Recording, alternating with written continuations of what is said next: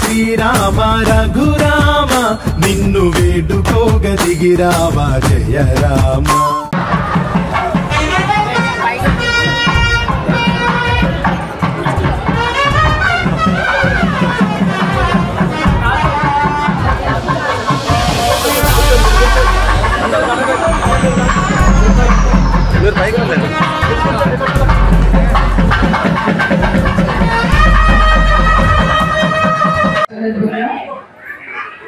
మరి రామాలయంలో జరుగుతున్నటువంటి ఈ యొక్క కళ్యాణోత్సవానికి హాజరైనటువంటి పెద్దలు, అక్క చెల్లెలు, అన్న తమ్ముడు అందరికీ నా యొక్క నమస్కారం. ఈరోజు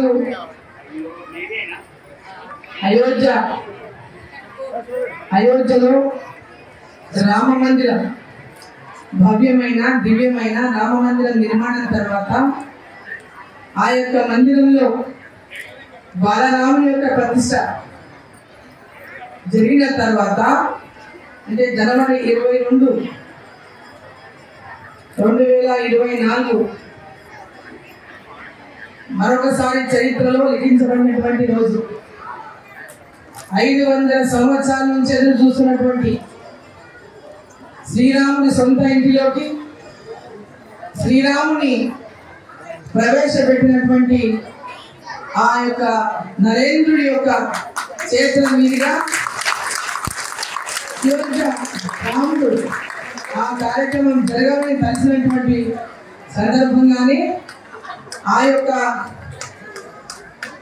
పుణ్యకార్యం ఈ యొక్క దేశంలో భారతదేశంలో కొత్త యుగాన్ని ప్రారంభం కావడానికి శ్రీరామచంద్రుడు అక్కడ కార్యాన్ని అది జరిగించేటువంటి విధంగా మనం అందరం కూడా 2 కళ్ళు కూడా ఆ రోజు మనకు చాలలేదు ఆ యొక్క ప్రాణ ప్రతిష్ఠ కార్యక్రమం చూడడానికి.